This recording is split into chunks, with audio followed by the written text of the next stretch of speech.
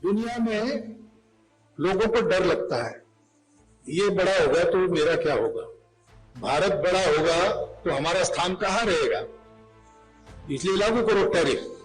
हमने तो कुछ किया नहीं भाई, जिसने किया था उसको पुचकार रहे, क्योंकि ये साथ रहेगा तो भारत पर थोड़ा दबाव बना सकते हैं। 7 समंदर पार आप लोग हैं, हम यहां पर है, कोई संबंध तो आता नहीं, लेकिन डर लगता है। अब आज के तथाकथित बहुत बुद्धिवादी लोग इसका सबूत मांगेंगे।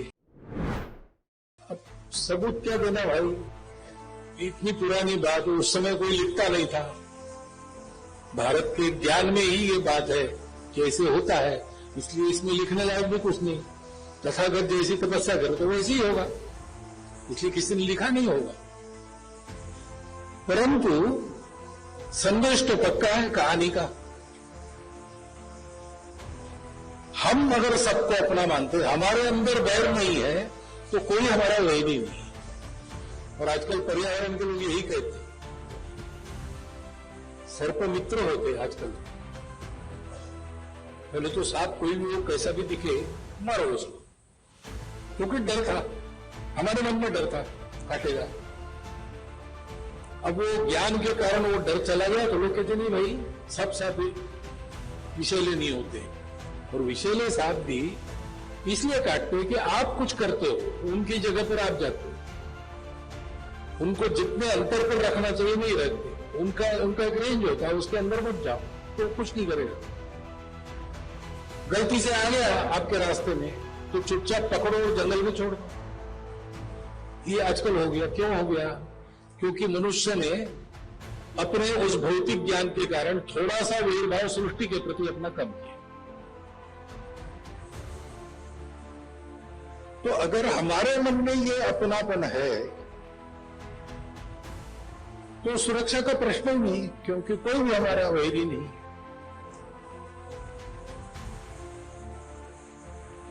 दुनिया में लोगों को डर लगता है, ये बड़ा होगा तो मेरा क्या होगा,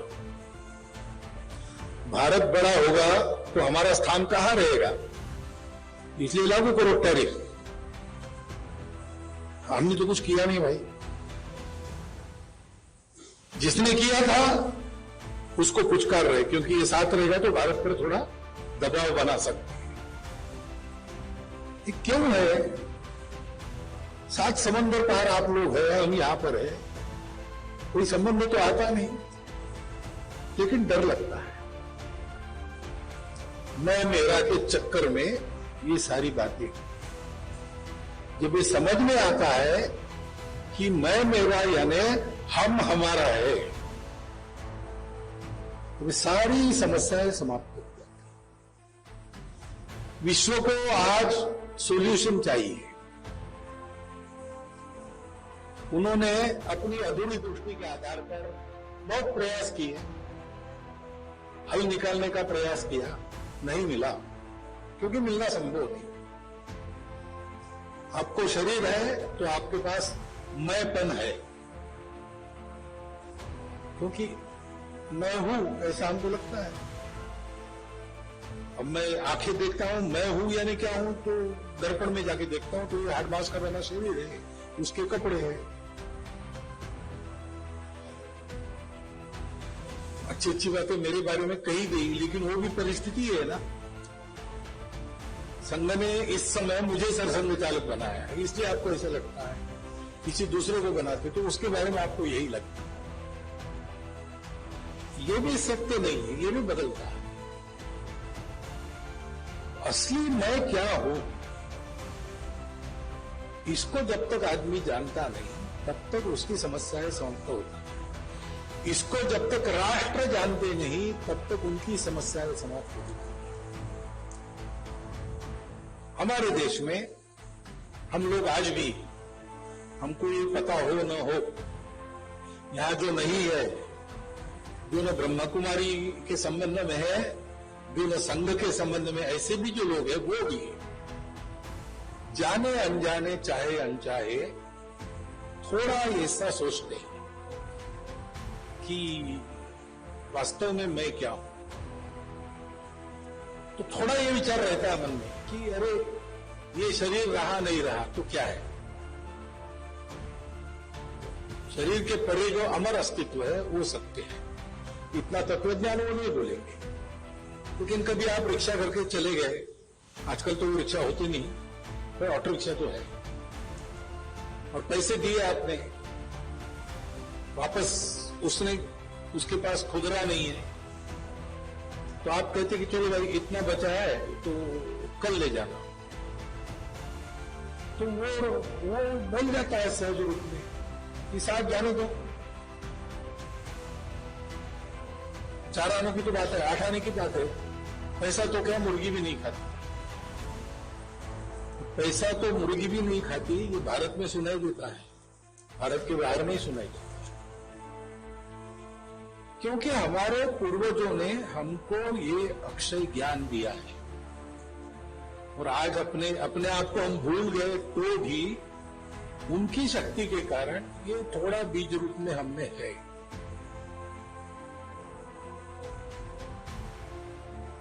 और राष्ट्र के नाते भी भारत अपने आप को जानता है।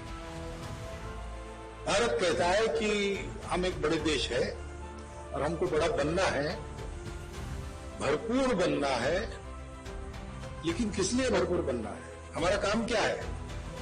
वो कहता है कि हमको इसलिए बनाया गया कि समय समय पर ये जो मनुष्य के विचार में कमी होती है, जोड़ने वाले तत्व की, आत्मा की, उसको पूरा करने के लिए हमको एक देश के नाते जीना है, बड़ा बनना है, भरपूर बनना है, क्योंकि विश्व का स्वभाव है। सही बात,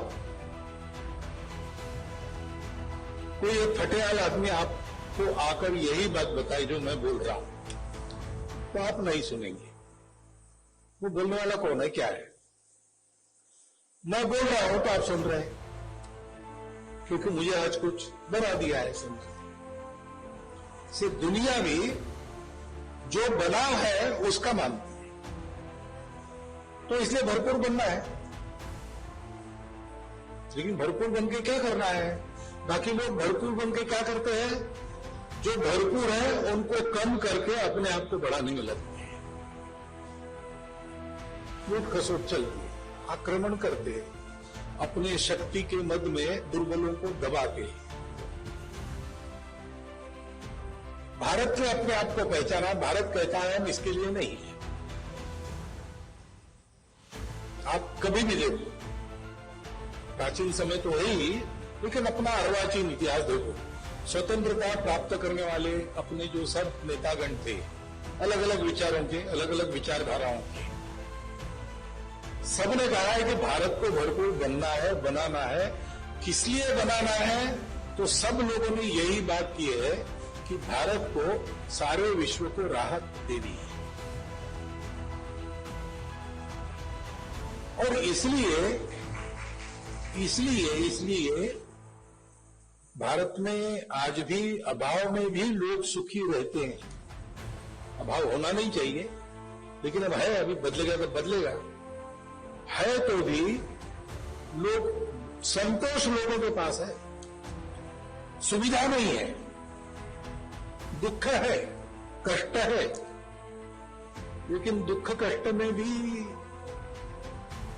एक आधा माल ढोने वाला अपने उस गाड़ी को धोते धोते थोड़ा सा अवकाश मिलता है, तो नागपुर में आपने दृश्य देखा होगा कि जहां अच्छे घने वृक्ष है रास्तों पर, उसकी छाया में अपना ठेला रखकर उसको सो जाता है आराम से।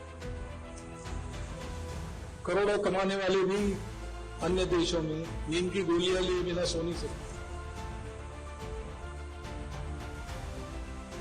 तो एक संतोष धन हमारे पास उसके कारण है क्योंकि हमारे पास ये अपनापन है। अयम निज परो वेति गणनाम लघुचेतसाम उदार चरिता नाम तो वसुधैव कुटुंबकम, क्योंकि हमको ये कनेक्शन पता है। लेकिन जैसा मैंने कहा कि थोड़ा सा है, सूक्ष्म है, अंदर है, कभी कभी प्रकट होता है, इससे काम नहीं चलेगा। वो सदैव पूर्ण रूप से प्रकाशित होना चाहिए, हमारे प्रति से दिखना चाहिए। दीदी ने कहा भारत को बनना नहीं है, भारत पहले से बना है। भारत को भरपूर होना, भारत पहले से भरपूर है। बात यही है, भारत सब कुछ है, भारतवासियों को होना है। और इसलिए भारतवासियों में इस प्रकार का ज्ञान जगाने वाले समय समय पर होते चले आ रहे हैं, क्योंकि उनको भारत से ये काम कराना है। ये सब दुनिया को देने का इंस्ट्रूमेंट भारत है, और भारत को ठीक रखने का काम वो लोग करते हैं जो समय समय पर आते हैं। जैसे गीता के भगवान आए, जैसे शिव बाबा आए, ये हमको परंपरा मिली है और उसके द्वारा ये काम होता है। ये काम एक मनुष्य के कल्याण का काम है, अपने पूरे राष्ट्र के हित का काम है, और संपूर्ण दुनिया को सुख शांति युक्त सुंदर दुनिया बनाने वाला काम है। एक पंथ में तीन तीन काज।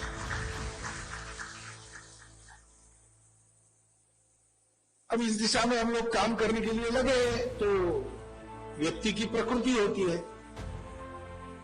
प्रकृति के ऊपर उठता है, तब वो ये सारा अनुभव होता है। ये जो मैं बोल रहा हूं वो अनुभव में आता है और आदमी का जीवन बदल जाता है। लेकिन तब तक तो प्रकृति होती है, प्रकृति विविध है, रुचि विविध है। किसी को कोई पसंद आता है, तो कोई किसी का गाना पसंद आता है, किसी को किसी का गाना पसंद आता है। कोई क्लासिकल म्यूजिक के दर्दी लोग है, किसी को वो समझ में नहीं आता, उसको भावगीत सुनना है, सुगम संगीत सुनना है। तो सब लोगों को सही रास्ते पर लाने के लिए वहां तक जाने के जो रास्ते हैं वो सबके अलग अलग हो सकते हैं। ये भी हमने माना है, क्योंकि हम जानते हैं कि एक ही तत्व सब खेल कर रहा है।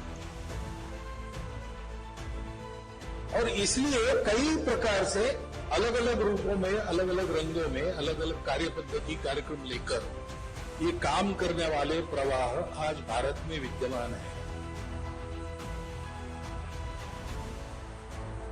उसमें एक बहुत बड़ा प्रयास, विराट प्रयास ब्रह्मा कुमारीज का है।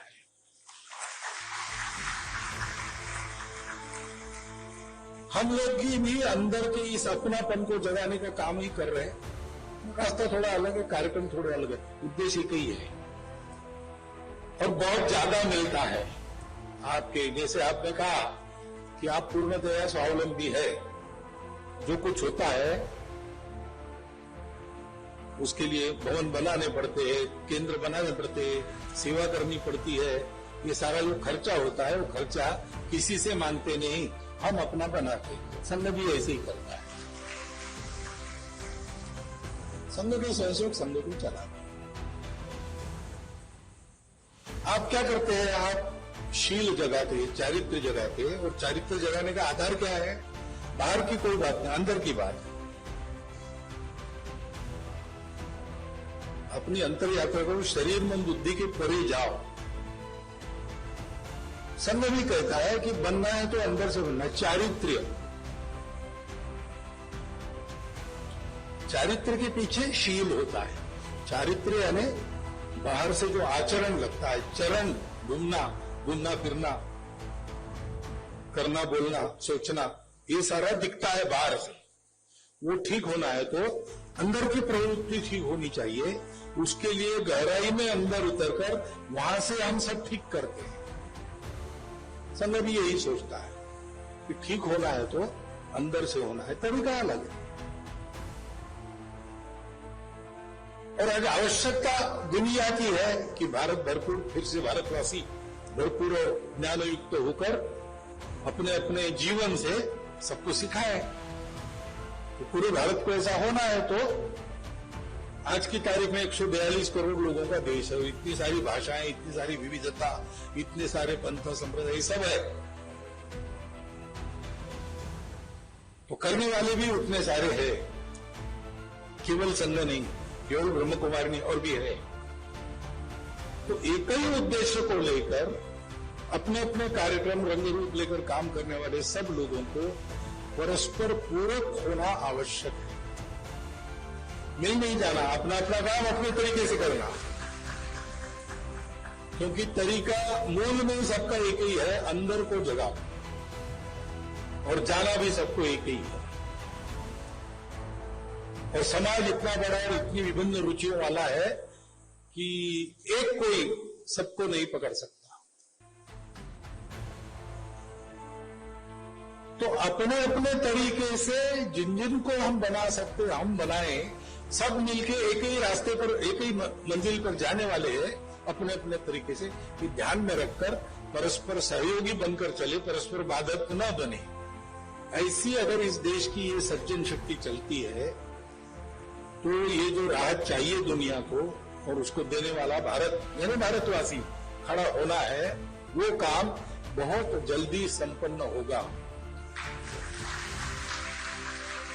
इसी भावना से बहुत दिन से मैं सुन रहा था ब्रह्मा कुमारी के बारे में, और बाद में संपर्क में भी आ गए, प्रत्यक्ष भेंट होने लगी। तो मैं आऊंगा ऐसा मैं कहते रहा, लेकिन समय लगता है हमको समय निकालने में। तो यहाँ नागपुर के केंद्र में आज आया हूं, और जैसा आपको बताया गया, आगू आने का भी निमंत्रण मुझे मिला है। मैंने कहा है कि 26 के मार्च में अगर आप हमको बताएंगे तो 27 में हम कोई सुविधा का दिनांक देखेंगे, अथवा आपका कार्यक्रम कब है वो देखेंगे, और वहां मैं आऊंगा। मैं आऊंगा कुछ आशीर्वाद देने के भाव से नहीं आऊंगा, क्योंकि मैं जानता हूं मेरी पात्रता नहीं है, वो साधना करने वालों की होती है, दीदियों की है, भैयाओं की है, मेरी नहीं है। मैं आऊंगा सीखने के लिए, देखने के लिए, और ये कहने के लिए कि अपने अपने रास्ते से चलकर हम सबको एक ही लक्ष्य तक सबको पहुंचाना है। इतना ध्यान में रखिए। इतनी ही एक विनती आपके सामने रखता हूं और मेरी 4 शब्द समाप्त।